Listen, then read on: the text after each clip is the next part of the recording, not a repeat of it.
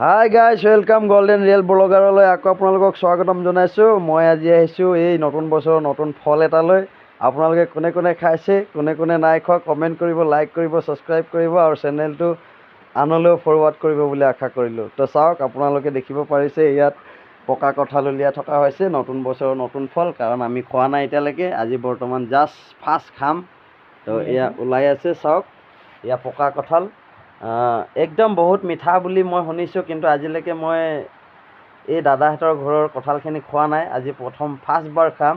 তো টেষ্টটো কেনেকুৱা আছে গাইছ আপোনালোকৰ মাজত মই জনাম, কিন্তু তাৰ আগতে আপোনালোকে চেনেলটো ছাবস্ক্ৰাইব কৰিব আৰু লগতে লাইক কৰিব, শ্বেয়াৰ কৰিব, কমেণ্ট কৰিব বুলি আশা কৰিলোঁ। তো আৰু চাওক আপোনালোকে ইয়াত চাওক, ইয়াত পূৰা একদম মানে থাক লাগি আছে কঁঠালে। চব পকা কঁঠাল।